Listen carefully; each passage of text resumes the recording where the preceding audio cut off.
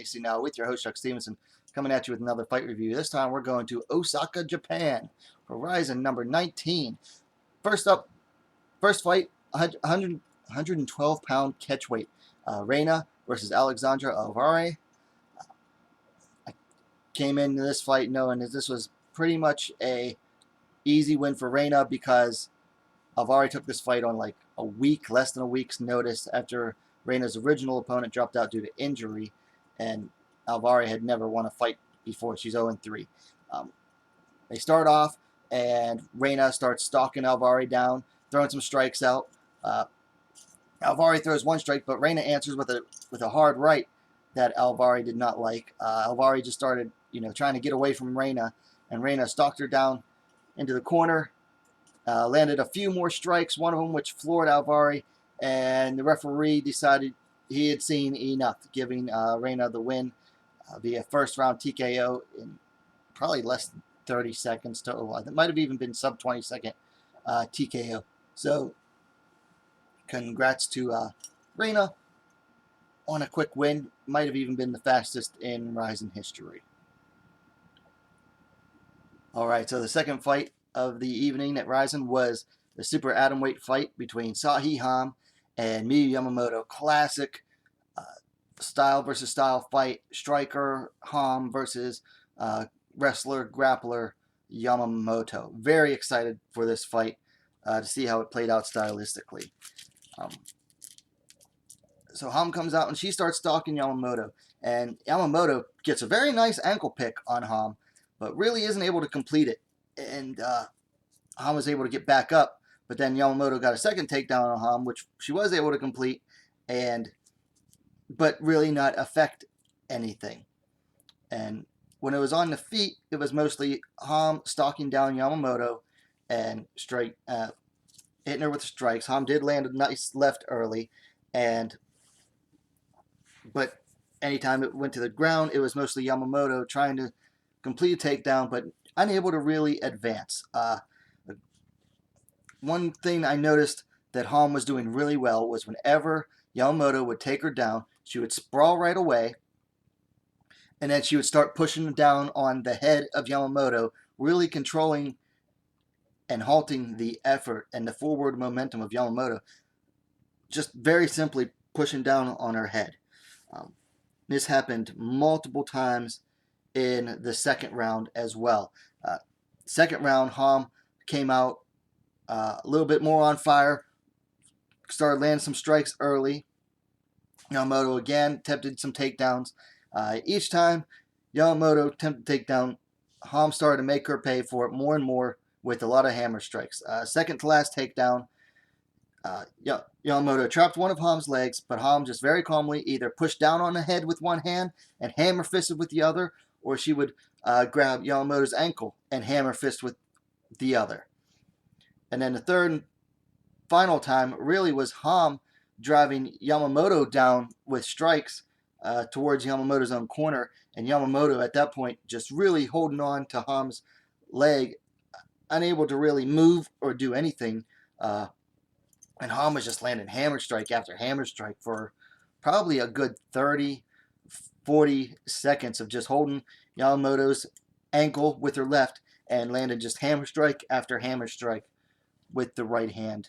The referee decided he had seen enough, giving Ham the TKO victory in the second round. I don't have an official time, unfortunately.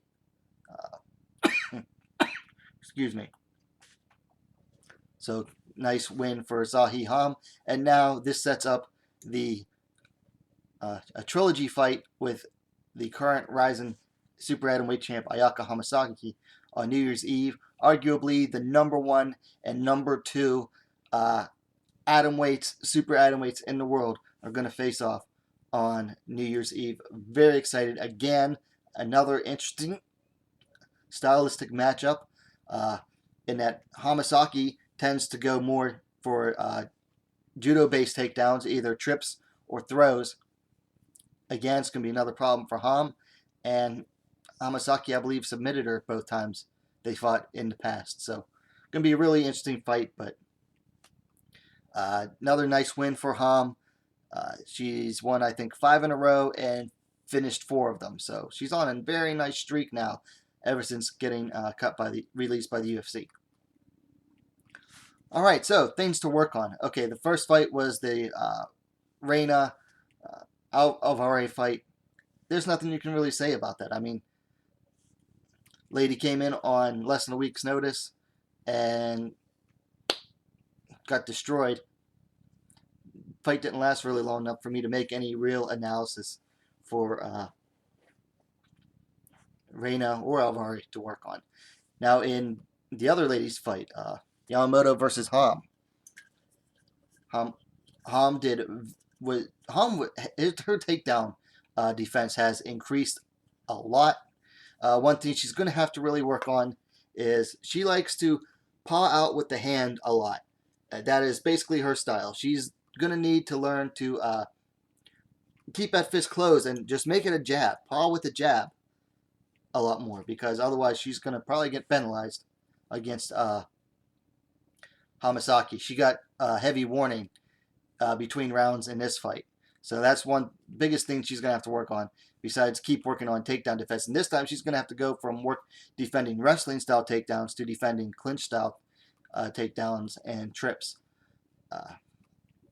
So that's what she'll have to work on. Otherwise, she looked great as long as the fight was standing.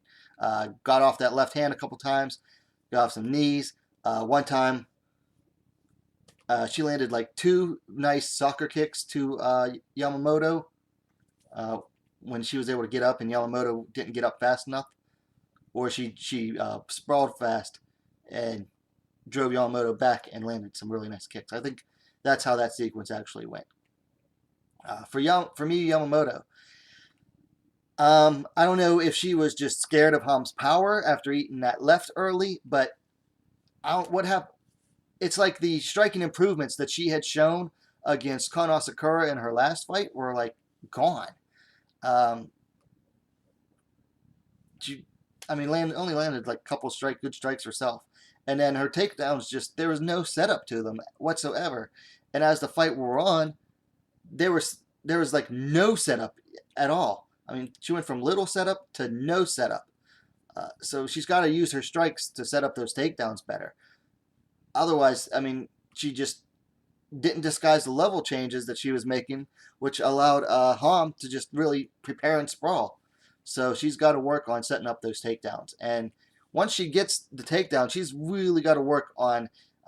She wasn't turning the corner at all when she had the leg. She wasn't chaining techniques together. Just a lot really to work on for Miyuu Yamamoto. I think that takes her down to 5-4 now. But at 45 years old, I mean, she's shown that she can make improvements, and she's not really slowing down. She doesn't show her age. She's still an amazing athlete. So I think Yamamoto can still make some improvements. So that's it. As for the matches to make, Rena, it's going to be hard because she's only fighting at those 112 catchweights now. Last time she tried to make super atomweight, she couldn't make it. So they're just going to have to find either atomweights that will move up that much, or strawweights that'll cut a little bit more. As for Ham, she's got a date with Ayaka Hamasaki. It's all but been officially announced. I mean, they basically let it be known that was going to happen. So that's going to be New Year's Eve.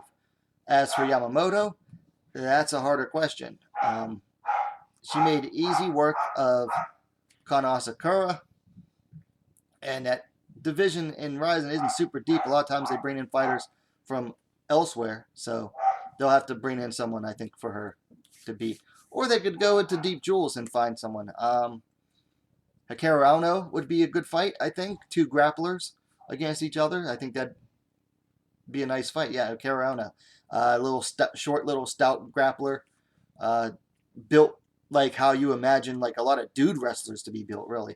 And has a wrestling base. So that'd be an interesting fight to make between those two. Other than that, that's really what I have for these 2 Rizin 19 fights. Didn't really enjoy the Rena fight too much because it was a blowout. The Ham Yamamoto fight I thought was pretty good. Uh, Big improvements from Ham. I mean, right now she just seems almost unstoppable at atomweight. Of course, now she's got that date with Hamasaki. So let me know what you thought about the fights in the comments down below. Likes always appreciated, of course, and hey, what are you waiting for? Subscribe to WMMA now, the best, fastest growing women's mixed martial arts dedicated platform on YouTube. Hit that bell for notifications, and we'll see you next time.